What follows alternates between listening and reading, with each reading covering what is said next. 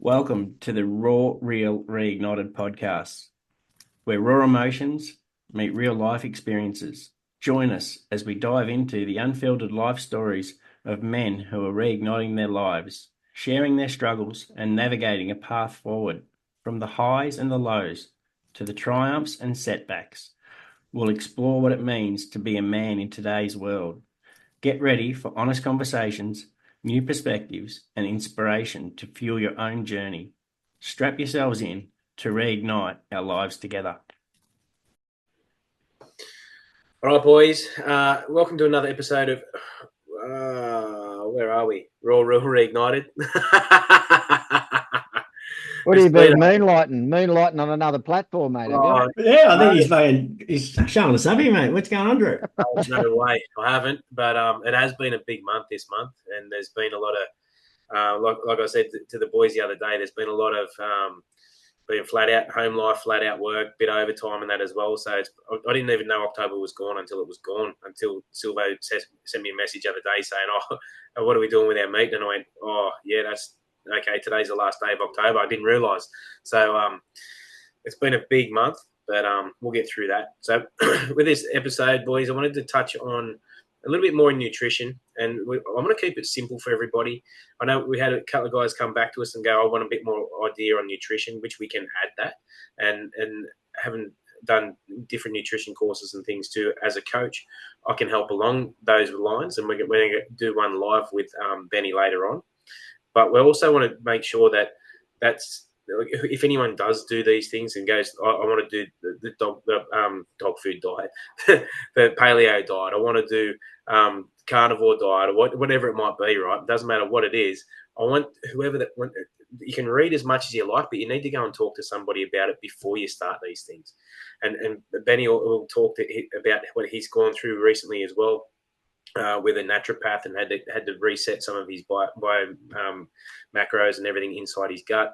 Same with Sal's. Sal's done a lot more work, especially when him and I were working together a while ago, to get that extra energy and go, okay, what it is that we can work on. Obviously, you've got things like macros, you've got your percentages, you've got all that sort of shit, right?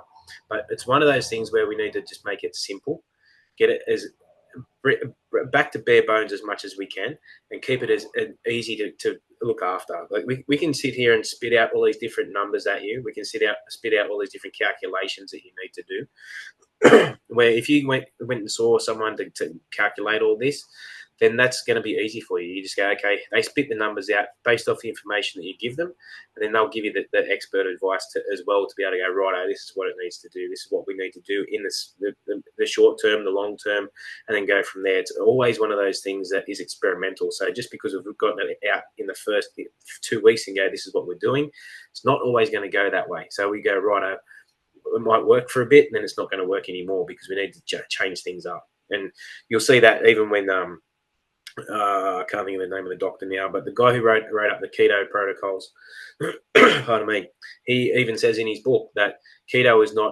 it's a cyclical thing. It's not something to stick to long term because it will do damage. You still need to bring carbohydrates back in. You can't live entirely off protein and fat, which is correct. So it's more being able to identify when to bring that in and reintroduce those, and then come back off it again if you need to. There's types and purposes for different things as well. So someone who's really healthy, they don't need to go on keto. Someone who is like thin anyway doesn't need to go keto. And then that brings in itself another whole raft of things for like like checking what are you actually in keto. You've got to do a lot of testing with your bloods and your urine and all that sort of stuff too, to be able to make sure that you're actually in it, not just say I eat ketogenic because I eat avocados, butter, and a piece of steak, which we know is also carnivore diet as well. But without getting those ketones, you're not ever going to know. So there's quite a few different things and different reasons for that. The ketogenic diet was based more for people who have cancers and inflammation and things too. So it's to get a bit more control over that. But basically, boys, I want to get together with us and go, righto, what is it that we need to really do first? What's the first thing that we need to do to anyone who wants to just do a reset of nutrition? What's the best advice we're going to give them to keep it as easy and as simple as we can?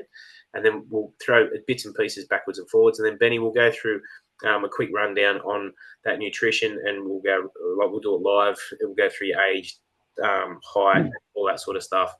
Break it down, just so the guys get a bit of an idea of what that would look like if they had to break it up themselves. I don't know if you got enough fingers to count how old I am. We use the age bit. I think the biggest thing people got to start with, mate, is looking at anything that's processed, ultra processed, and just throw it out of your cupboard. Go back to whole foods. And then I think that's probably the best place to start. And I suppose it's a discipline thing. Like people say that, oh, these diets don't work, these fads don't work. You've got to be consistent, and you've got to keep yourself aligned to it, and get on it and stay with it. I don't know if you want me to go into what I've done now, or we just start with what we need to do, and that's just throwing out the shit that we're eating. Like, stop. Sorry, mate. Sorry, mate. I just cut in. I think it's a thing where you've got to realize what it is you want to achieve. True. What sort of goal you want to achieve by changing your diet, and how you're going to go about it, with who and with what. And realistically, obviously you got to know how much you got to eat, and that's going to be a learning process.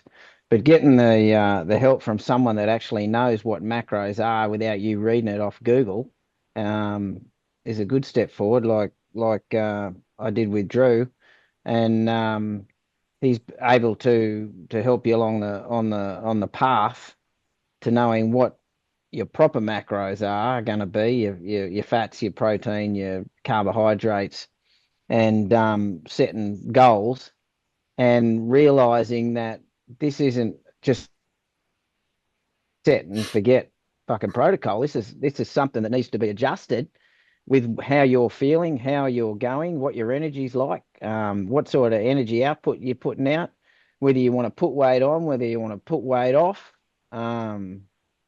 and starting from there really on those goals, and finding someone that you trust, instead of you trying to guess and getting it wrong, and then going back to someone that does know what they're doing, and you saying, oh fuck, I should have done that the first time.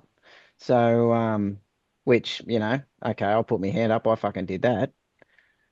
So I used to think I knew a bit about nutrition, but I did, but not in the right areas that were beneficial, especially in the fat realm, where you get doctrinated by the system, and everything to do with fats and salt and all those sorts of things are supposed to be bad for you, when fucking they're not. They're good for you. So realizing that, just a bit on my story, is that the fat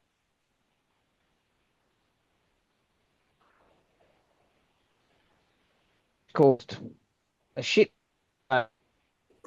cognitive dramas with me, Hey, so which I believe accumulated to a lot. Can you just go back there a bit, mate? We just sort of lost you once you started talking about the salt and water. Okay, sorry, mate. No, you're Yeah, right. with the salt and I don't know where salt and water. I don't know where I'm at. No, sorry, mate. Yeah, we lost you. Um,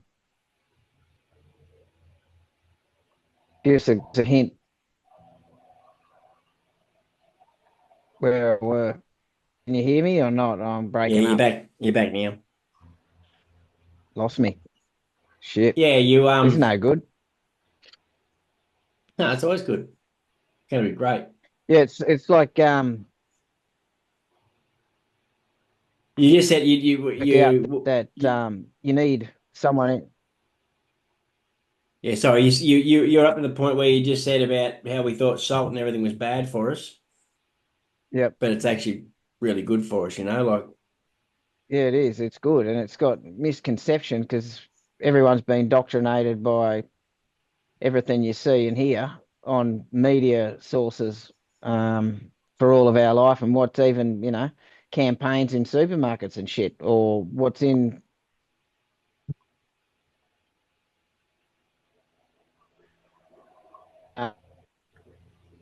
If you're still with me? No, I lost you. Fuck. Not good. I might have to. I don't think it's a. I don't think it's a. What do you call it? Problem. A signal problem. I'd say it's a bandwidth problem going on with me. Yeah, I think so. Roger. Yeah. So stand by. I'll let you two go for a sec, and I'll be back in a sec. See if I can sort a couple of things out. No worries. All right, Benny. What I want to go back to, and this leads into also stuff that Sol just said, is when you talk about the ultra processed foods. So anyone anyone who's listening to this now, I want to sit back and go, righto, it works for athletes. It works for every Joe Blow as well to go, righto, I need a reset. There's something going on here that I'm feeling a bit off. I'm feeling a bit sluggish. What is it? It might be someone who's eating this whole ultra high processed food and not realizing what it's doing to their body as well. Now, Bobby Kennedy Jr. was quoted last week in one of these shows that or it was an address interview that I watched, and he said that in the US, 80% of a child's daily diet consists of ultra processed food on average. Obviously, there's going to be other parents out there that are very switched on and they only have real food, but there's also a big chunk, just on average, 80% of that meal, for every meal they eat, or across the day, 80% of that is ultra high processed food. They're also the country leading the world in young heart disease, whole heap of fatty problems with fatty livers, kidney problems, diabetes, pre-diabetes, and obesity rates, all of those kinds of things, inflammation rates that you see in kids that are young, they're too young to be getting all sorts of little brain things and that as well, which there's quite often different conjecture about where that actually comes from too. But that is all comes, pardon me, is all compounded by the stuff that goes in your face. So if you're eating any of these things, anything with high corn fructose syrups and all that sort of shit, anything with numbers, anything with colors, anything with a color that is a number, anything that if you can't pronounce it, then you probably shouldn't be eating it. If you look at the back of a packet, then okay, what am I actually eating? You get but I'm eating all these protein bars. Protein bars are good. Okay, what's in it? Well, there's soy protein, there's soy lecithin, there's a whole heap of other things. There's sugar alcohols. There's about 8 things that have got words this long that you can't even pronounce. And you go, well, should I be putting that in my body? Or should I be breaking it right down to simple stuff? What did my grandparents eat? My grandparents, they grew up in the 40s and 50s. So if they're growing up, or even before that, so if they're growing up in the 30s, 40s, 50s, what were they eating? They were lean. They were good, ready to go. So if they're good, ready to go, then why am I so different? Because what's different in our meals? And you quite often hear, oh, well, we used to eat McDonald's once every so often back in the 80s, and we turned out fine. Why can't we eat it now? Everything has changed, and I brought this up with you guys before. Cheese that we got from Aldi has even changed the ingredients in that. So we've turned around and gone, right, we need to go and find another cheese now because they've slipped something in there that actually isn't that great for your body. So you go, right, well, then we need to go and find another cheese. So anything with seed oil, and that's the big one. Seed oil will sit in your body fat layer for 4 years after you consume it. So even if you turn around tomorrow and throw every seed oil out in your cupboard, besides the fact you're going to start feeling really good by tomorrow lunchtime, and your skin's going to be so much clearer, your eyes are going to be clearer, all these different things are going to fall in place. Despite all of that, that fat is that oil is still now sitting in your fat layer, and that's going to sit there for 4 years till it processes. Now that's a byproduct of engine oils and engine lubricants, which they found a way to market that and be able to go bang, right, here we go. And then that's where I can now lead back into where Sol was before, when he's going, okay, we've been told that we need to eat all these things. Now, as we said earlier, and I'll let you guys go, or I'll let you go back into it as well, the stuff from Gary Brackett recently with the sugar receptors and everything and how that affects the brain. When you go back to when we were kids in the 90s, 80s, 90s, fat became the enemy. And there's a reason why fat became the enemy. I'll probably get debunked and everything if I do go too deep into that. But if that's a conversation for another day and for another time, probably in the next 12 months, maybe in 12 to 18 months' time, we can have them conversations and not be railroaded and scared off. So, but it's more fat became the enemy. So everything was low fat. But what they didn't do, or what they didn't tell anybody was, okay, you need to go low fat. So they've taken the fat out of the foods. They've replaced it with sugars or other chemical action that goes in. That causes massive problems with the body. You become addicted to it. You're eating a heap of stuff that you shouldn't be eating. Everyone's on these low-fat diets, but getting fatter. So why is that happening? You go, well, I don't understand. If I'm eating all these low-fat products, I shouldn't be getting fat. But you're getting fat because of the sugar that's been replaced into the food to make you feel like it actually tastes any good, because you take the fat out, tastes shit. You know yourself. You get you get a nice big hamburger that's sort of like 70-30, and then you get another patty that's sort of 90-10 split. The one that's 70-30 is going to taste so much better. Now, but the brain needs fat to survive, and the brain needs fat to think, so you can think critically and has everything working properly throughout your body. That has become the enemy.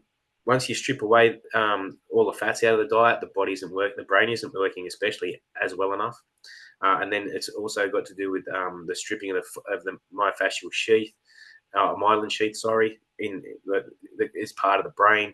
Then that opens that up to even more inflammation, even more attack from all the different heavy metals and things that were introduced and we're exposed to every day. So then that brings on early onset Alzheimer's. So there's different things we can just go down all these holes and go, right, these are the things that we need to pull out. But let's just start as simple as possible and eat real food again. And I even sound like Bobby Kennedy Jr. saying that, because that's one thing he does say. He goes, let's just break it down. What can we eat? Just keep it simple, okay? Anything that's ultra processed, throw it in the bin now. Throw it in the garbage. Anything with sugar added, throw it in the garbage. Sodas or soft drinks, you throw them out, especially if they're no fat ones as well, because all that is just a chemical cocktail of tricks for your brain. And it actually does nothing other than and having not drunk any of those for many years, they don't even taste any good for me anymore. So it's okay. What can I do to clean that up? Now, Benny, I know that there's I want to go into a bit more stuff that when you went and saw the naturopath and go, okay, I had a raft of different things that I need to clear up. Now, very first thing you did was just throw out the shit, basically. I know that you did have to break it down much more simply and only eat a few things, which under the guidance of a naturopath, you're able to do that. It's not recommended to just go and do it because you've heard it on this podcast tonight. It's okay, I've had guidance in what I need to do. But at the most basic element of it was to chuck the shit out and just eat real food. 100%, mate. I was eating pretty clean too, as you know. Like I was eating as clean as you'd think you are this day and age. It's probably a better way to put it. Whole foods, but still eating a lot of semi-processed foods like your rolled oats and I was trying to think what else I was eating, mate, because it was probably the last 12 months I've been eating as clean as. Rolled oats is probably the only last thing in there that I was really eating. But I went and saw a naturopath, and she's just to try and fix up a few skin issues and gut issues. And she just got me to wind everything back, and I just went virtually to a carnivore diet. I did it slowly though. We didn't just go, that's it, cut everything and just eat meat. I went back to it like a caveman diet first, where I was eating berries and nuts and meat and eggs, and then did that for about a month, let the body settle into it. Everything started to improve, so then we went up a level and went back to just pure carnivore. So just eat meat, eggs, and fat. So as much butter and fat as I wanted to eat virtually, and as much meat as I wanted, and specifically grass-fed, because just pasture-raised meat and things are much better for you than the grain-fed ones when you got crook gut. And from there we worked through, and have nearly cleared up all my gut issues because I had a leaky gut and I had like chronic hives from the body being under stress, and that's just from years of living the way I lived. If you've listened into the previous podcast, and there was a lot of drug and alcohol abuse for a lot of years.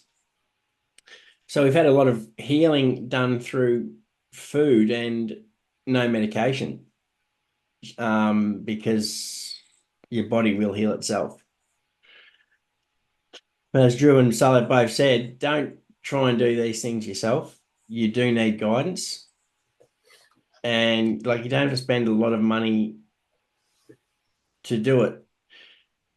You'll save yourself the money on the food that you'll throw out when you go back to eating a lot healthier. People think it's a lot dearer, which sometimes it can be, but as a majority, to eat whole foods is healthier and cheaper than eating all your ultra processed stuff. Well, just on that point there, like, yeah, I know we feel a pinch too sometimes when we do go and do the groceries, but at the same time, we go and do a lot of our groceries. We'll go and do the fruit and veggies at the fruit and veggie market. We're very lucky. We can whip down the road and there's a farmer's market every week, right? So we're fortunate where we live to be able to do that. Doesn't matter where you live. If you're able to do that, then get on that, or go and find somewhere who does supply good quality products to your door. Because there are plenty that do that now too. What I would suggest, just as a cost thing there, if you weren't eating just good clean food, which is a little bit more expensive than just buying whatever's in the box with all the fucking numbers, that's going to kill you eventually. Then if you buy that and it's a bit more expensive, but you're not paying for the medications that you need to have over this side because you're offsetting that cost by eating the shit that's in the box. Then for me and for most other people who have gone through a process of eliminating a lot of stuff in their diet, paying the extra $10 a week or $20 or $30 or $40 a week, sometimes it can be a bit more expensive, but paying that little bit extra when you're not paying for all these different things over here that are supposed to keep you healthy. Don't get me wrong, modern medicine is great, but at the same time, there's plenty of things where they do overprescribe for stuff that you can fix yourself if you cut some of the shit out of the boxes. Yeah, I'll probably just jump in there, Drew, too. Like, if we're getting serious about your health and you're wanting to be better, if you're chucking the grog out, chucking the smokes out, or chucking out the soft drinks, the money that you're spending on that shit, you put towards your nutrition, makes you healthier, makes you better. You know, God, yeah. It doesn't cost when you look at it, when you actually sit there and weigh it up. It doesn't cost that much more to go and do it because you're not drinking the grog, you're not smoking the smokes, you're not buying the KFC, you're not buying the shit. Exactly. You know what I mean? So, and because like I see some of the young blokes at work, they'll go into a hot box, mate, they'll spend $35 and they come out with a little bag with half a dozen or 3 or 4 things in it that I open up my lunchbox and I've got 4 eggs, 4 bits of bacon and 2 like home cooked meat patties, home prepared. I can't eat all my lunch, and here they are. They've eaten a whole bag full of this shit that's just soaked in oil. It's costing $35. Mine cost me 5. Well, let me just touch on alcohol, just only because you brought it up just now. Yeah. Now, if you're looking at how much caloric value is in different things, right? So you got your macros, so that's your proteins, your carbs, your fat. Protein is 4 calories per gram. Carbs is 4 calories per gram. Fat's a little bit more at 9 calories per gram. But if you're eating those as part of a proper balanced diet and you're only eating what you're satiated, then you're going to be fine. You're not going to overeat. And you'll know yourself, Benny. You just said it then. You sit down to all that different food and you go, man, you know what? I can't eat all this because you feel satiated because of the fats and the protein load. Then that's where you feel. Where the people that are eating whatever they can from KFC and it's full of grease and seed oils, it's also full of sugar. It's also full of high salt content, and that's not a good salt content either. So that's doing a whole lot of damage. Now, if you also throw in the mix especially on a Friday afternoon, blokes are going to the bottle shop on the way home, getting 3 largies and a bag of ice for, I don't know, back in the day it was like $10. I don't know what it is now. But then be fucking $30, mate, I reckon. Easy. So there you go. Someone who's probably taking home a couple $100 a day, that's a lot of money. And then if you cut that, then you can actually afford to spend that money in better food. Now, let's look at alcohol, for instance, is 7 calories per gram. So if you're just smashing beers on top of eating it, you don't even have to be smashing beers. If you're having a few beers every day on top of eating a normal diet, you're still catching fat. You're still going to get heavier. You're still going to be doing these things because and you're still putting your body in a lot of trauma and inflammation because the body's trying to process this shit. And the liver and the body actually will only process the alcohol first. So if you're going out on the drink, for as an example, say it's your mate's buck show, you're going out and they're going, righto, we're going for dinner and a show, and you're going for that dinner and a show, but you've already pumped in a dozen schooners beforehand. Your body only processes the alcohol that's coming in first, and it doesn't process the food or that kind of that part of it at all until it's finished processing the alcohol. So you've got 12 hours of processing before you process the food that's in your gut, and that's just going to sit there.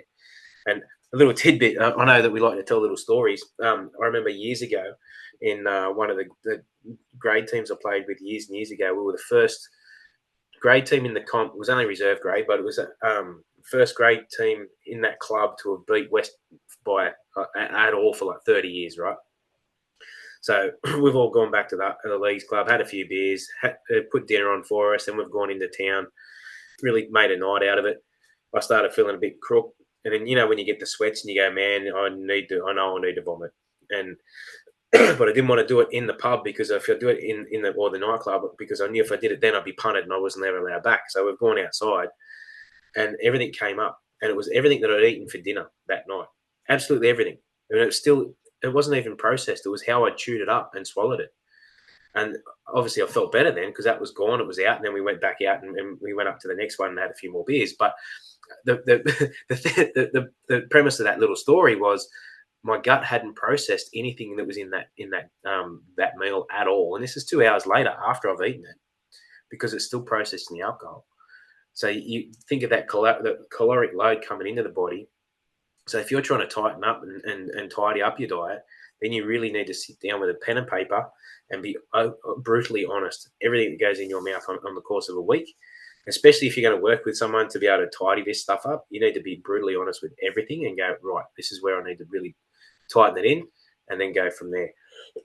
Because if you don't, then you're going to go, oh, yeah, I'm doing really well, but all these extra little side bits are coming in. 100%. So true, mate. And now, honesty's, I suppose, it's fucking the key to life, really. You can spin shit to me, you can spin shit to fucking Sal, you can spin shit to me. If you're not honest with yourself, it doesn't matter what you're doing in life, you're going to fail. So the diet's probably the cleanest and most honest things, one of the most honest things you can do because you're the only one that's watching. Can you hear me now? Yeah, mate. Yeah, buddy. Yep. Yeah. I'm just saying because the bloody your body plays games with you. Like some dehydrated, it gives like hunger pains. Yes, 100%. So it can play around with you. That's just why it's good to be able to measure what it is you're taking in and how your what your plan is, so you don't get tricked out like that.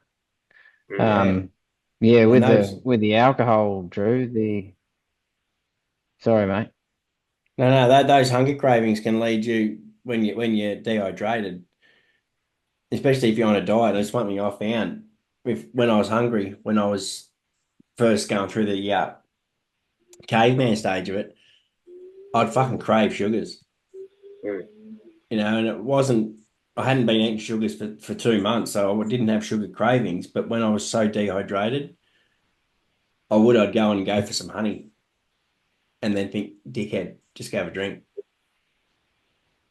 And then, yeah, that's when I upped the salt intake and everything like that, and we relieved those problems. Because going back on the alcohol thing, your your body, knowing this from the cops, your body, like Drew says, is all it's doing is trying to process the alcohol because it's a toxin. It's trying to get out of your system straight away. So as soon as that comes in, it turns off every other system in your body to try and get rid of that. That's why it's on your breath the most. It's trying to get out. So by saying that, it's always been a big buzzword for me is that, as soon as I used to have a drink, I'd go, okay, I've had a drink, everything's off. Be careful what I'm going to eat or whatever, but knowing that it's a bit like coffee with the with the 8 hour half-life of it, it decreases. But knowing now what it does, and even more to get educated on what the alcohol does, it empowers your mind for you not to reach for a beer or not to go there. And it's pretty much like smoking with everyone that got out of smoking. It's a progression. So you've got to work through these phases and progressions to get yourself to actually have no more beers. Like I remember when Drew come round our house and Big Luke and we were having a barbie out the back and Luke's gone, got any beers? Or I said, mate, I've got some Coronas in the back fridge. I've been there for about 6 months. And he goes, well, it's Australia, though. We may as well have one. And I've gone, fucking, you know what? It's hot as fuck. Yep, let's have one. But after I had that and had had any for 6 months before that, mate, I got the biggest fucking headache you ever had. And that went, yeah, good lesson, dickhead. Don't do that again. And then on the other hand, and the mindset I've got there, I've got Drew as a mentor going, do you want to be? He goes, no. But I'm going, yep, fair enough. I know why. You get a bit more education around it and what it does and how it works the systems, and you go, I can't be doing all this work with me food, with me exercise, with all that, and try and balance the scales because it's never gonna balance.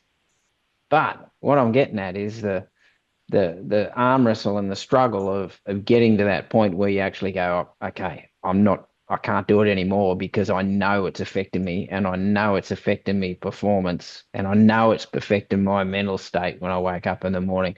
All these different things, they all sort of come together after you've been down the road about 5 times trying to get off the wagon, and then it just smacks you in the face one day. So I just want to let everyone know that it's not, it's just you got to keep plugging away at it, keep plugging, keep arming yourself with bloody education on it. Give yourself buzzwords in the head as soon as you go to have it. I said, and after I did kick it, the next part of it was, shit, what does it look like going to people's houses where they're having it? What does it look like going out without having it? Hang on, can I actually fucking have a good time without having a beer? That's the big question right there. And that's the one that plagues, I reckon, everyone, because everyone looking at their own self-worth, they're looking at their own bloody, am I good enough? Am I going to look an outcast in this group? Which is fucking huge. It drives fucking everything. So when you're saying being honest with yourself, Benny, that is it right there in a fucking nutshell.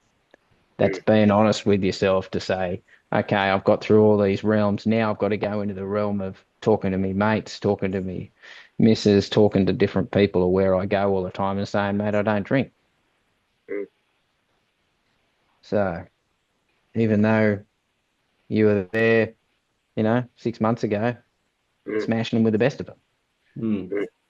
But I understand, and it's just being honest, mate. And if they don't like it, fuck, you got to distance yourself from it because you can't have those sorts of people getting inside your head, and that's going off on a different thing because that brings in your depressional states and those things then stop you being honest.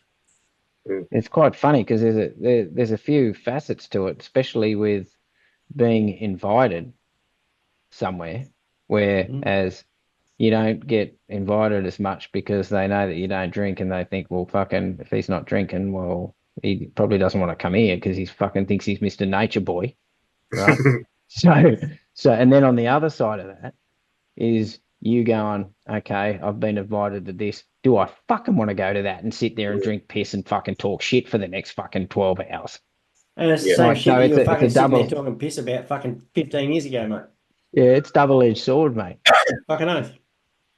It's a tough one, but Yeah. navigating it is,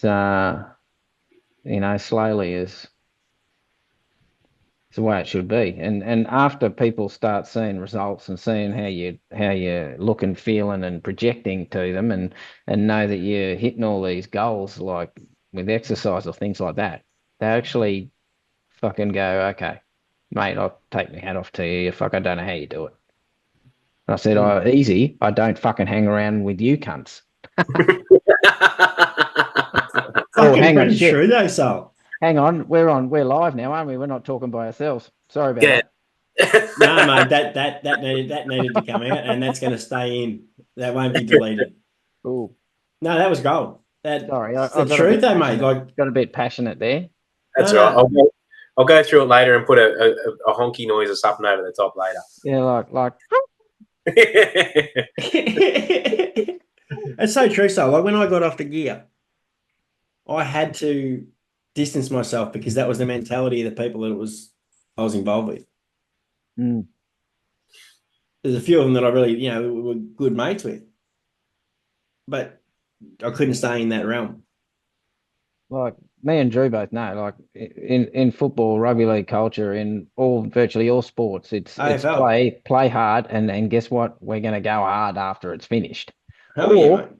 or before, during, and after.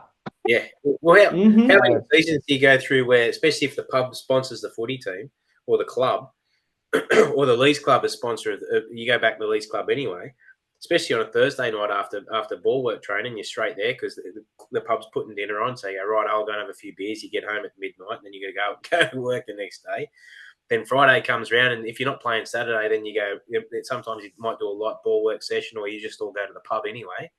Saturday comes around, say you're playing Saturday, well then you go to the pub Saturday night after the game because that's when they have the presentation, and then there's a band on Sunday, so you go back there on Sunday. Or it gets to the pointy end of the season, right? And I imagine it's still like this now because it was only 20 years ago or 15 years ago when we were still playing. And you get there or and you you go, were right. playing. Okay, 25 for you. But you Glad get you didn't there. say 40. But you get there, and then you say you at the pointy end of the season, you really tighten up a little bit, especially towards grand final day. Grand final day comes, you win the game, happy days, and the game's not even like the final whistle's just blown. Everyone's got a beer in their hand straight away. You haven't even got off the field yet. You got one. And then you're drinking from then until probably, I know, the next Friday, because then you got Mad Monday, you got Silly Sunday, then you got Mad Monday, then you got Terrible Tuesday, then you'd have Race Day Wednesday, then there'd be something on Thursday, then there's a band playing and a raffle on at the pub on Friday, so you go back down Friday, and you'd end up with most of the week off. But then it's not like an unheard of thing. That's just what was happening, because you go, right, oh, well, I'm on the cans, and that's how it is. And it doesn't matter how good you were eating or training, you can't outrun that. I weighed 120 kilos at 20 years old, and you go, I look now, and a lot of it was empty calories from the alcohol. So once I kicked that and then really pulled that in, but you guys know yourself, once you start to drop shitty things away that the body's working even harder for, not just and those people that are knocking you because you're not having beers anymore will turn around in 6 months' time and go, geez, you look good. Like, you look clear in the face. Like, you're not all puffy, you're not all red, all that sort of shit. And that's just a byproduct of being able to go, you know what, I don't think this serves me, or I can minimize the damage on the body. At the same time, I'm going, right, well, I might change my diet up a bit. I'm going to get rid of all the shitty breads. I'm going to get rid of sugar as much as I can. Ultra processed food and takeaway are out the gate. Soft drinks gone. All I'm eating is decent proteins, root vegetables, good fats, drinking water. The end. That's where I'm at, and that's where I'm at in my space right now. That's where it is, but it takes a very long time to get there. So it's more okay. What do I need to do to go right? What's the first thing I need to drop? Because most people don't know that they're not supposed to feel shit house when they wake up in the morning, because they always feel shit house. Like, or they go, this is, and then you think about it. You wake up in the morning, whether you've got a hangover or whether it's from alcohol or sugar, or you just feel average because you've had a shitty night, or the body's inflamed and you're always in like knees are no good, the shoulders are no good, joints are playing up. I'm waking up in the morning with my hands like this because of the inflammation through my hands and autoimmune things and things that have been fired up a lot of times through our diet. Not just all the other bits and pieces that go along with life as well. It comes from diet. So if you're putting the numbers in, you're putting the extra bits and pieces, ultra processed foods, the seed oils, all that sort of shit. You don't actually know that you're not supposed to feel that way when you wake up. And you go, why do I feel like a bag of shit? Like, I've been eating okay. I haven't been drinking for 2 weeks, but I still feel like a bag of shit. Well, what's your sleep like? What are you drinking? What are you eating? It's attributing to that.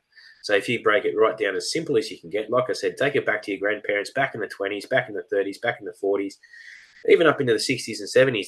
There's video footage now of what they used to do in high school in the States. And the Kennedys were part of that. And you go, right, they had training regimes in the schools. And you go, right, you had PE. You actually had PE. You didn't have, I don't feel like it today, and I'm not identifying as a PE person today, so I'm not going to train.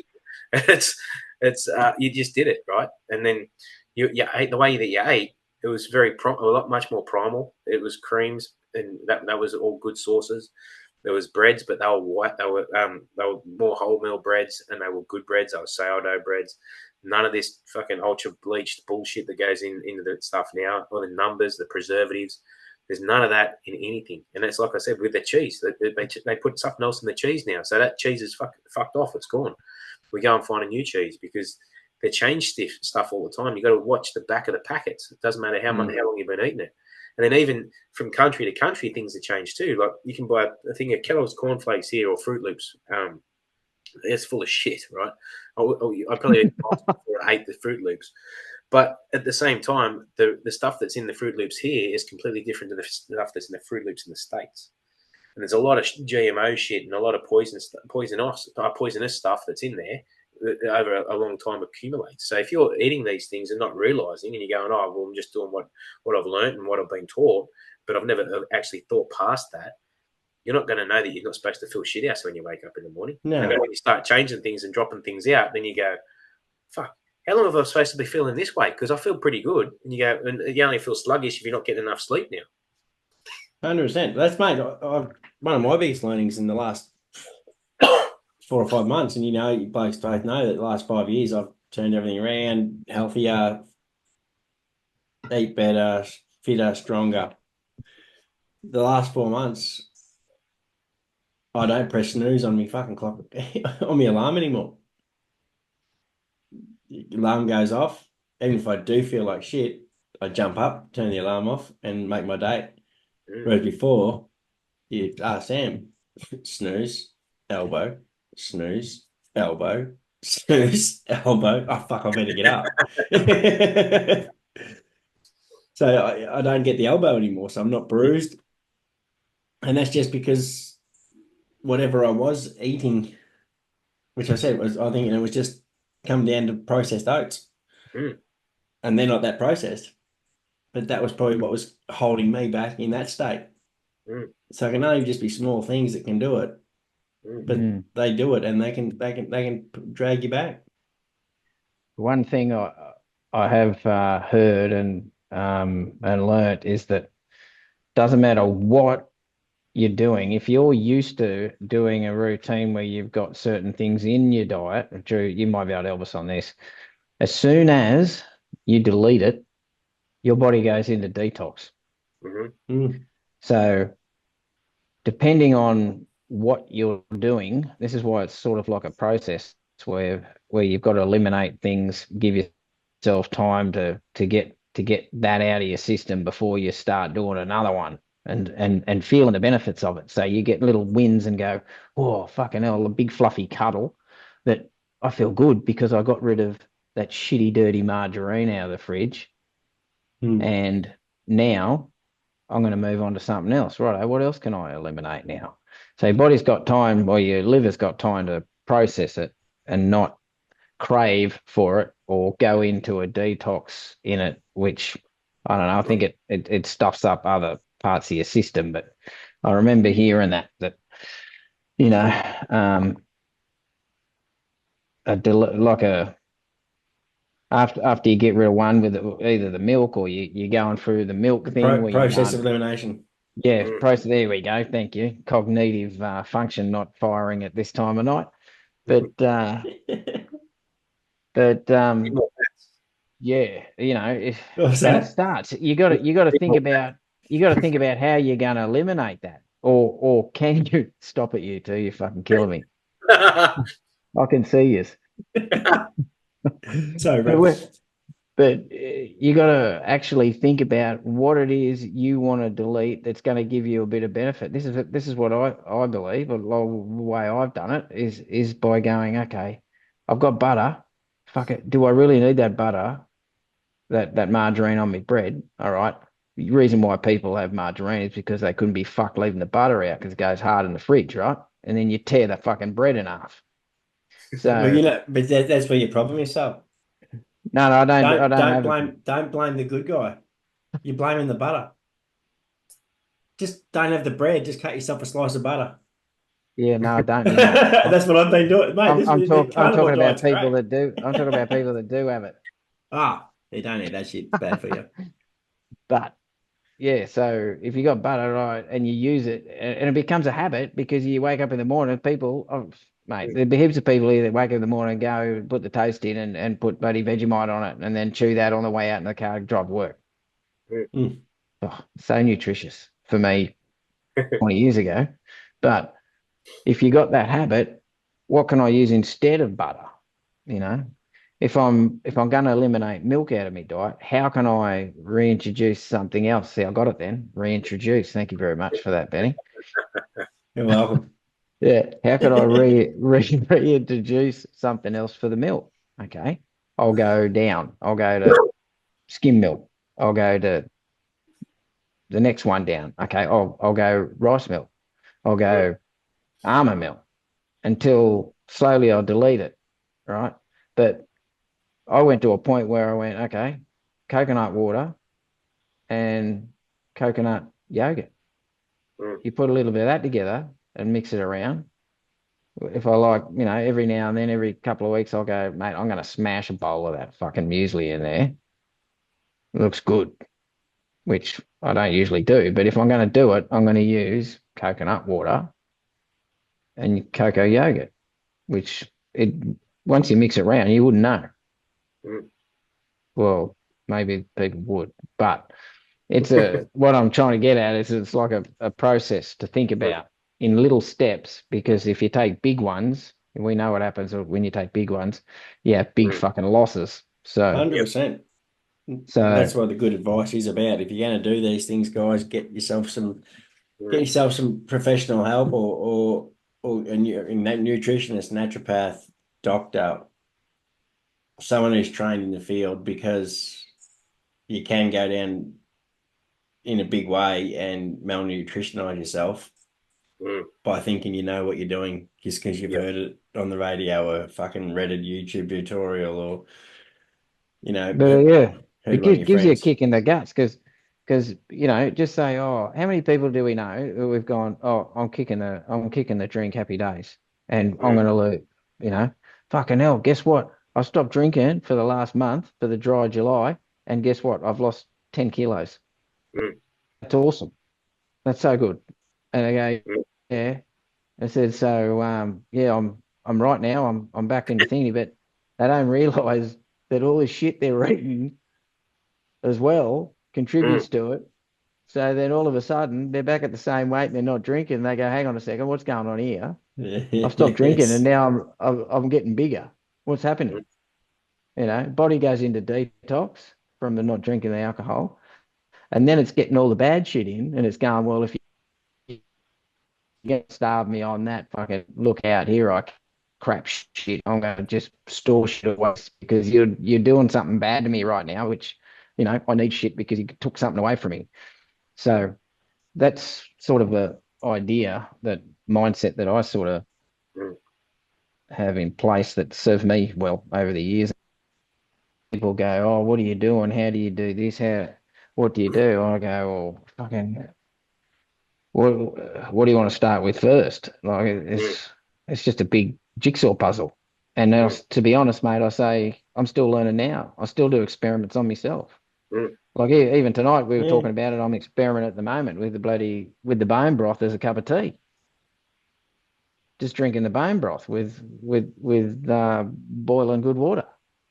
Is that like Bonox or something? Is it or Bono? Is it like Bonox? You know, I've never sipped Bono. No, Bonox. Ox. I didn't want you to suck on Bono. I wanted you to see drink Bonox. So you haven't been in any dinner parties then? Oh. Yeah, you do. You do. You boo. Stop supplying false information. We'll get banned. Allegedly. Yeah. Yes. I didn't know you'd been that close to Bono. Anyway, maybe Chrissy Amphlett on one of her concerts back in the 80s. But anyway, let's move on. The bone broth. It's got all the good shit in it. So it's natural. I just thought I'd give it a crack. Been doing it for a week, and it sounds a bit silly, but I'm not as needing as much body work or stuff to manage myself to stay, straight and loose. Don't think. Look at you. Look at you. You're a dirty-minded man. Said nothing, bro. Said nothing. You are. Thought nothing, said nothing. People listen to this. They can't see your eyeballs roll back in their head. I'm just thinking, you just got to be careful how you say things on this show, so. I don't know. It says on there raw and real, and that's me, and that's how it's coming out. How people interpret it, that's their problem. But you can write the problems that you got with the way I interpret things in the comments below, and we'll review them later, like fucking never. Well, a couple of things stood out, especially when you're talking about taking things out and then minimizing the impact and going, right, I'm going to substitute stuff. I had two things in my brain. One, let me stay with the substitution first, only because it's the most fresh in my mind. When you go from, you're going to go, right, you know what, I'm going to take cow's milk out because I wanted to see what that does, because the cow's milk can upset a lot of people. There's a lot of different things out there for raw earth styles and less homogenized and all that sort of shit. At the moment, that's starting to get a bit of traction because it's much more natural and the body takes it in a bit better. Let's keep it just straight up. Some people can't have dairy, the end. So then you go, right, but a lot of times you don't even know that you're having trouble with dairy until you remove it. So you take that out and you go, you know what, I still want a little bit of stuff in my coffee or in my tea just to have it that little bit milky, just give it that little bit of more body. Even with that substitution, as you know, Sal, you and I have had that conversation about milks. So people will go oat milk. I would never go near oat milk. One, because it's oats. Two, you can't milk an oat. Oats don't have boobs. Yeah, but then you got almonds. Almonds don't have boobs either. And then, but I saw a set. But the point being with that, and this is where Sal, you and I have had a chat about before, is the different additives and things that are in the milks, especially if you are looking for the cocoa quench is what I've found for almond and for coconut milks. They're the better options because there is only water and coconuts, water and almonds in there. There's others that you see will have anticoagulants, they'll have some sort of thickener, they'll have a number, they'll have some other dirty liquid in there as well, which all has different problems that associated and seed oils. They come straight back to your endocrine system, and all the extra bits and pieces with that. So then, and we can mess around with hormones in high quantities. So if you go, you know what, I'm just going to swap 2 liters of milk with 2 liters of almond milk, but not actually look at what's in the milk. And this is why I say, like, go and get someone to help you with this stuff, because you can go, yep, I'll just grab that one because it looks amazing and it says that it's all flashy and it's all good. But if I don't look at the back of it, then you could actually be doing yourself more harm than good by swapping that out from the cow's milk, because you don't actually know what that, and like you said, with you detox off the alcohol, then the body detox is getting extra stuff in that it never used to get in before, and then it's got to detox that when you come off. So the idea for that, my point is to be very mindful and look at what's in everything that goes into your body when you do substitute. The other one that I had was also the removal of stuff. So do it slowly. Like Sal said, you go, righto, I'm going to drop one thing out and then see how the body reacts. I'm going to drop this bit out and see how the body reacts. Benny's just done it with a naturopath, and he dropped a heap of stuff out, but then had to drop more stuff out, and then they monitored that for a long time before they could see what was going on with that and how the body processed things. So let's go as simple as a simple inflammatory response is the FODMAP people that are out in the world, and they can't have garlics, they can't have wheats, they can't have onions and all that sort of stuff, right? And I know that because Liana is one. Now, if we had anything that had garlic in it, her body, like, she'd blow up like a balloon, and just like that's because that's how our body reacts to it. So that's the fermentation of all the shit that comes in there. Obviously, we need to remove that from our diet. Now, people out there won't even actually know, unless they're really switched on at times, they won't actually know that's what's causing the issue. So you remove that, you're going to notice within a couple of days, much like everyone else has done recently, and go, right, hang on, my body's feeling so much better now. Wonder what it is. Well, I haven't had onion and I haven't had garlic for a while. You go, do I need to substitute that in? Yes, no, okay. But then it can even go as far as that, because there's things in our diets that we eat every day that we don't actually know can be causing drama. Now, if you even go to Gary Brecker and also Dr. Saladino as well, they talk about the different things that come out of even humble vegetables like broccoli and spinach. They're two big ones that can cause a lot of drama, and cauliflower as well. As much as I love cauliflower cooked in the juices out of a roast chook or whatever, and it's amazing, but at the same time, those three things can be causing people drama. They don't know that's what's causing the drama. So then it's going to be, you really have to tailor it and really look at what you're removing, why you're removing it. It's not just a case of, I want to lose 10 kilos, so I'm going to stay off the piss for a month. It's okay, well, I've taken that out, but then what's the extra bits and pieces that go along the way? So it's take one out, see how the body reacts. Take two out, see how the body reacts. Then really start building traction and go, right, how can I get that to work for me? What is my end goal with my diet? What is the end goal with my nutrition? And as Benny said before, people will turn around and go, oh, it's expensive to do this, or it's hard to do this. Yes, it is, but it's hard because we fall into the habits that we've always known. So if you've always been someone that's, again, let's use the footy culture as an example. You get on the piss Thursday night, Friday night, Saturday night, Sunday night. You take a couple of those days out, you feel better.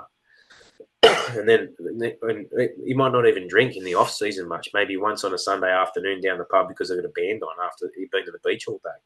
And the footy season comes around again, and you feel shit again for 6 months, and you're trying to work out why, because you haven't been able to stay on top of that. That habit is what you've always known. So then you stay in that cycle, right?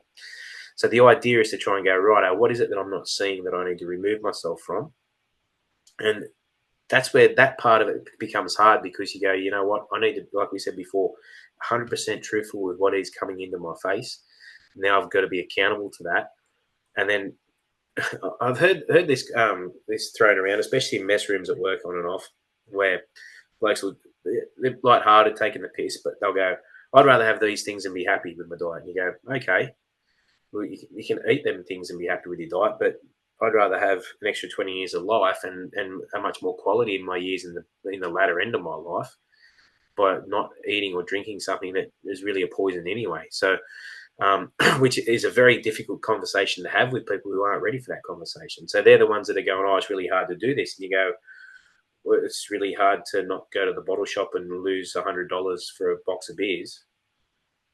I don't even know what a beer would cost in the club or a pub anymore, and I'd actually probably shit myself if I did find out. $20 for 4 beers. I saw in an ad last night. I'd imagine that's $20 cheap. for 4 beers. Well, we went on overnight middle of last week, and boys had a couple of schooners each, and I know it was $26 or something like that. Jesus. Yeah. But here's the other one of this, Drew. You know, after you say that, they go, yeah, but you could get hit by a bus tomorrow. Yeah. Yeah, we're gonna die anyway. Well, you know what? Let's die fucking healthier. Yeah. Yeah. You got to get on the court and have a crack. You can't just. Exactly. You can't stay on the sidelines and heckle. We're playing They want fast results, Mm. but they're not willing to put the effort in to play the long game to get the benefits of it because It's not a you know, 2 minute course either. Like, No way. you blokes have been going fucking longer at this shit than me. Like, Drew, you've been fucking long time. Sally, you've been long. I'm 5, 6 years in and learning shit every day about me. yeah. When you've been into a program of eating the shit that you eat, even though you think you're eating healthy, when you expand your knowledge a bit and find things and you associate with people like-minded, you gain more knowledge. Mm. Well, that's why I meant what I meant with substituting because your mind plays games and you automatically default Mm. to what you do, and you're Yeah. going, hang on, I've been trying to get rid of that, but really think I should be putting something on that, whatever, you know what I mean, as a substitute or whatever. And that's where that's where substitution for me came in until such time you're still training your brain to go, okay, no, or okay, I'm doing this now, but I'll eventually go and get out of it because I Mm. feel better, or you get a sign, or something comes back to you for you to. Just off that, what made me think straight away then with your substitution, anyone who gets there and puts 2 or 3 teaspoons of sugar in their tea, and they'll go and have a can of Coke, and the can of Coke's got 15 grams of sugar in it, or thereabouts, something like that. Something massive anyway, right? 15 teaspoons in a can of Coke, something like that. So There you it's go. 8 to 10, sorry. It's about 48, Yeah. 50 grams. You just reminded me of something. I'm gonna have to pull you up here. I'm gonna have to tell you one of these funny fucking stories. All right. The other day, I were in the car park, right, at the Woolies at Southport Park, right? It's not another fucking shop and trolley story, is it? No. No, It's that's all different, right? It's different. right. So I've got out. I'm walking up into the main shop, right, and I see this chick, right, pass a great big 2 liter bottle of Coke to the kids in the back. One of them's got a car seat, is in a car seat, right? And I've walked past, and I just went, wow, like that. And she goes, sorry. And I went, well, why don't you just open the car door and let him run in the traffic? I said, you got as much same chance of him dying as what you're doing with that bottle of fucking Coke. Yeah, sorry. I had to share that. It was, what was the reaction you got, Buck? huh? What was he? Guys, went off a nana. Yeah, I went, yeah, righto. yeah. Just kept walking. Yep. Yeah. I felt tough anyway. I felt tough because there was no man in the car. So. Yeah. But anyway, Oh. opposed to me tough talking 10-year-olds, a couple of times a week, it's good. But there's another example of you can't change people. No. You just go, well, this is what they know, and that's what they know. And mate, I'd be mortified if I saw that happening at home. We know that won't happen at home, but But it's knowledge. Exactly, it's knowledge.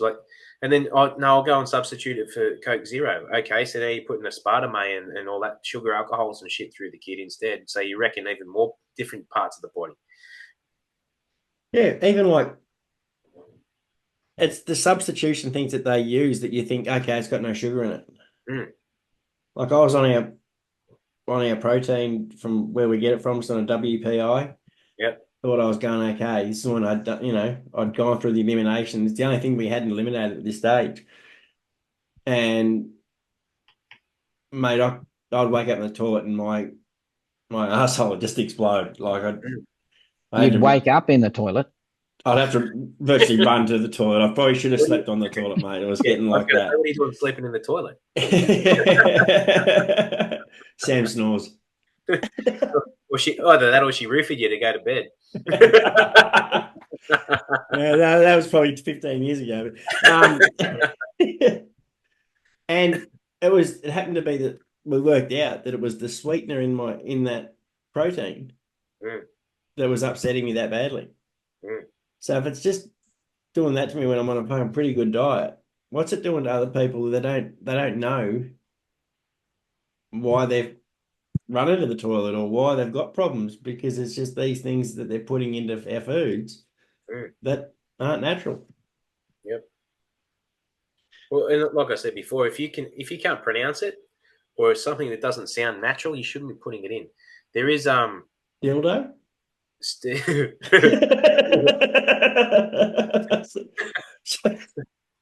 The Buzz. He's got a friend. That was disturbing. Buzz, Really Buzz disturbing. or Woody. That was disturbing coming off the back of waking up in the toilet. Like, seriously. Well, I didn't have a cork, all right. But then you go to, like, you want to substitute sugar, then add a little bit of honey, or add whole fruit, because then the whole fruit. This is where people like they'll fall down as well. Juice, for example. Spike your insulin, mate. Exactly. One, unless you go really looking for one that is just pure juice, that doesn't cost you $15 for a litre, because that's what they fucking do. They charge you like an asshole just to bloody get that kind of drink. The amount of concentrated, like rice malt syrup, sugar added, all that sort of shit that's in it, well, mate, you might as well just intravenously put 2 litres of Coke in your arm, because that's what's virtually happening. And the reason why fruit is designed the way that it is by nature is, even though, it's got sugar in it, it's got fructose in it, the fiber that's involved with eating that and having to chew that up and then have that processed through the body, that changes the way the body processes the sugar. So it's not coming straight in. So anyone who's got kids will know, especially if you've got young kids, you give them sugar, you might as well just go and find a cat and then just shake it up a bit and let it cut sick across your lounge room, because that's what happens. So, like, dead set, when they come crashing down, they crash for 2 days and they're assholes for 2 days.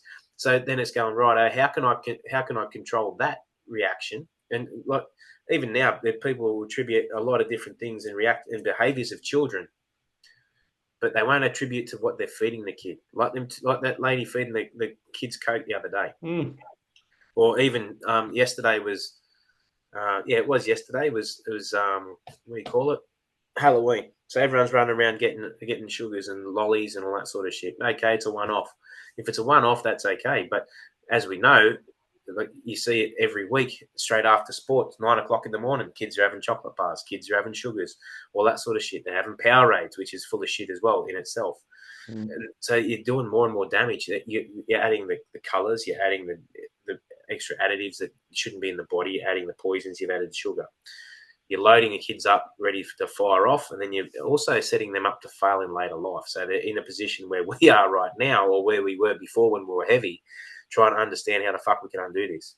So then it's, right, how can I control that a little bit more? And it is, maybe I'm going to have a little bit of honey. I might have some maple syrup in something, but only a little bit. It doesn't have to be a lot, because then you get that sweetness and you don't have to put in 5 grams of sugar straight into your dinner.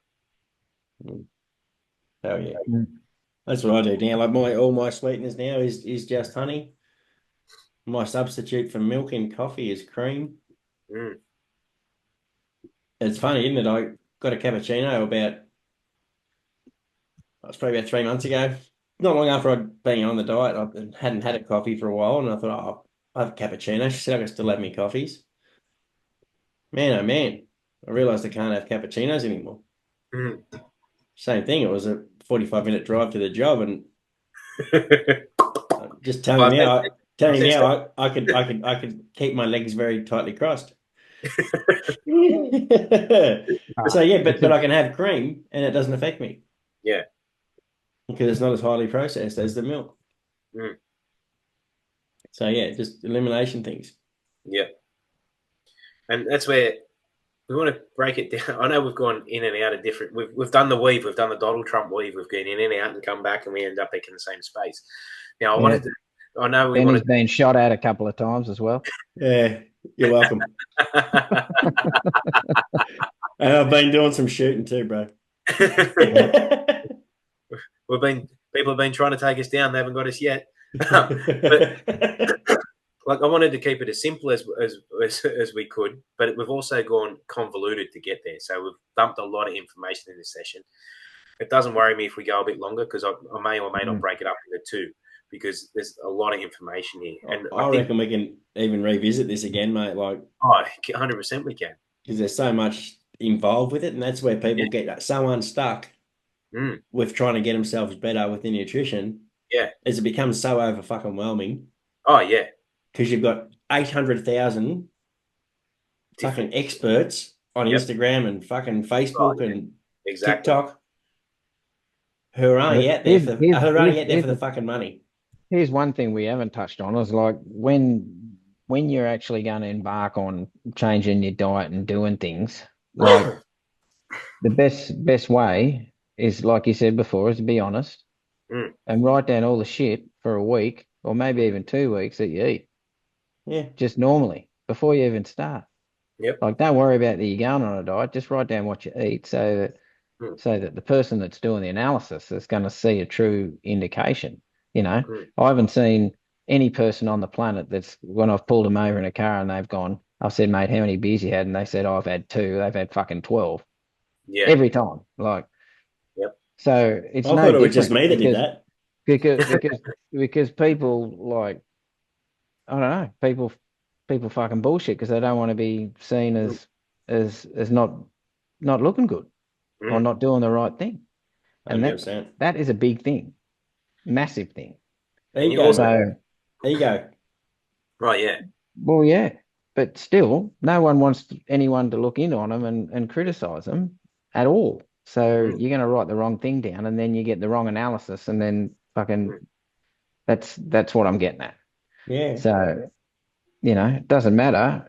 You're actually making that decision to do something about yourself. Why not tell the truth so you're in the best possible spot you can to benefit from it? That's all I'm saying. Instead of trying to make out like you're already good at this and that and all this sort of shit, and then come in half pied and then realize that something's not working for you. Yeah. And then in the background you're going, well, he doesn't know that I have this. But really I got it in the cupboard. Yeah. Like having little cheat things.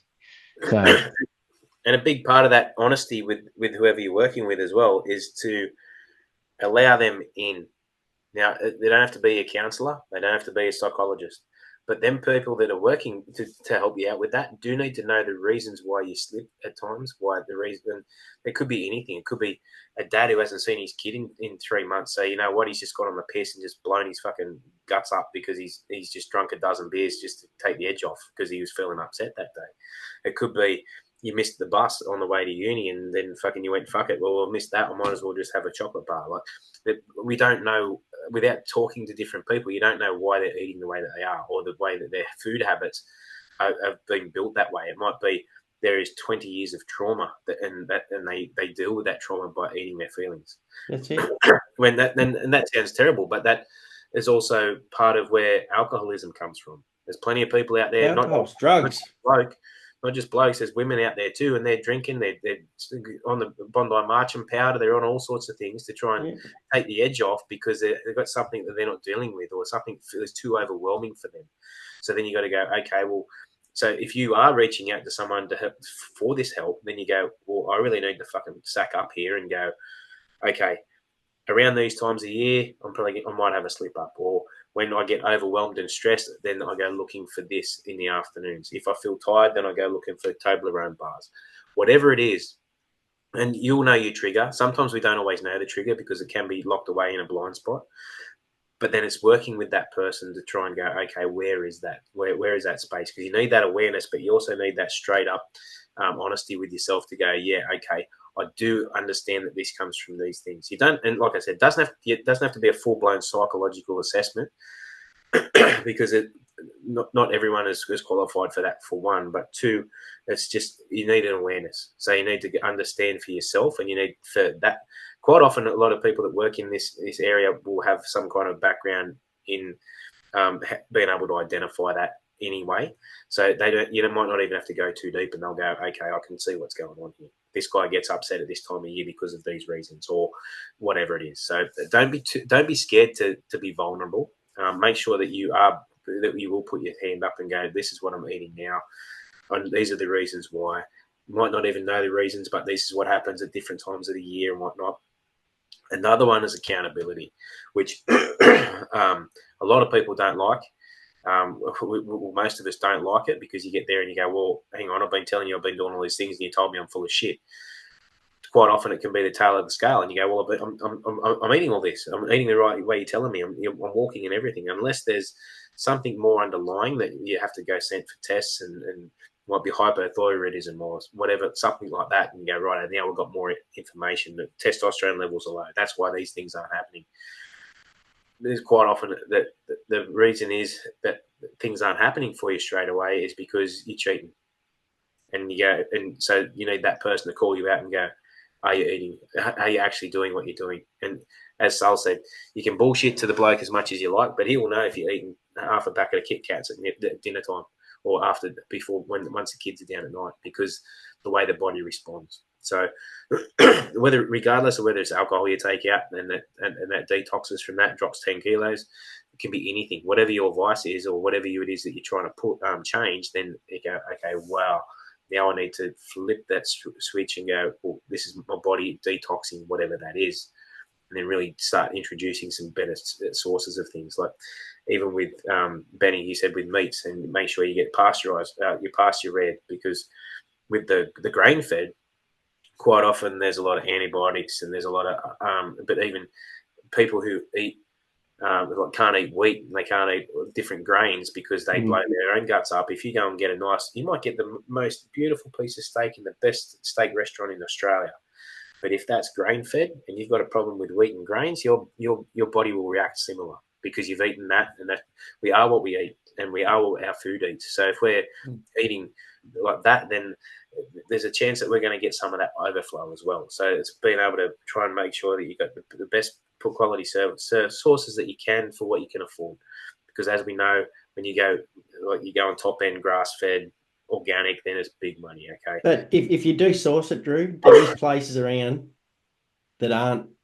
I'm getting grass fed Scotch fillet steak for $32 a kilo. I can't buy any other Scotch fillet steak in this district for under $50 a kilo. Yeah. So it is out there. You just got to do a bit of research and you can find it. And there's a couple of good, especially up here in Queensland, there's a couple of good organic farms that are getting around, and they'll deliver to your door within a certain distance as well. So look for that sort of thing. I went to one the other week. with the girls' school. It was pretty cool. It was down at Ulaanbaatar. It was awesome. Really good guy, and takes care of all his stuff, and you could see exactly what he was doing, and you could, as soon as you picked it, you could taste the difference just straight off. It was amazing. But I think that all starts with getting out of the fresh produce aisle at one of these big buildings. So, I know you, Drew, we both go to markets and get our stuff from certain suppliers, different parts on the coast, but it does make a difference once you've made the change, and then you go back into doing that because of convenience, or you go, fuck me, Dad, I've run out of this. I'm going to have to go down and get some of that. And then you get it and you go, that tastes like shit. And you go, why the fuck did I buy that? Why didn't I just wait? So, good example. One of the boys the other day goes, who bought these bloody apples? These are shit. I said, yeah, we couldn't go and get the right ones because we ran out, mate. You ate them. He goes, oh, these taste like flour. They're crap, mate. I said, well, don't eat it. So, the thing you see on all the shows, source local, eat fresh produce. They say it for a reason. It's not a thing just to be bloody part of the scene and all the people doing like they're doing the right thing. It's actually, there's a benefit for your body and everyone in your house. So try and get on it. And it's good walking around the market just quietly. I don't mind it. It's good. It's a good thing getting out and about. Yeah. You catch a bit of vitamin be around that early in the morning. It's good. Mm. Good Is feeling that you're when going to get something that's good. Mm. I hope you put pants on before you go there, because I know what you do in the Is that morning what it was? when you're sunning yourself. You don't sun yourself before you go to the No, market, do you, mate? that's only if I got ball and bum chafe. Ah. Yeah. Yeah. The only way to fix that, because if it starts getting a bit festery, mate, you got to get the ring in the air. Yep. Because I knew I shouldn't have said anything. it don't get no sun. You, Turn you know, you got to keep it dry. There's only one way to keep it dry. Stop putting bloody undies on. into a bike rack, mate. Stick her in the air. Mm, that's Yeah, it. not wearing jocks is great for your balls and everything. Like either your ball health, Yeah, but testosterone. just all when sorts. you're running though, you should wear them. Nah, Just saying. nah. Yeah, arsehole. Well, It might be off for I, gorillas, mate. You've probably got enough hair there to I solve it. I'd never have the Matt Shervington problem, so I should be all right without them. Oh, I would, but I have to go and buy a salami to put down there first. You'd have to buy the 19-inch pair of shorts, running shorts, compared to the 5 inches with a little slit down the sides. You know what I mean? But anyway, I ripped a pair of strides in the gym yesterday. Straight down the front of the thigh, doing kettlebell swings. Gone. yeah. But have you seen your thighs, Yeah, they're not normal. mate? If you took a photo of them, they look angry. So I can only converse with the pants. Like they can only stay nice for so long. They're copping a flogging, getting smashed around like that all the time. We may as well bust and get a new pair. So Well, I did. I had to throw them out. I just ripped them off. I was like Hulk. It was like the Incredible Hulk, and just ripped them as soon as I got home. Pointless.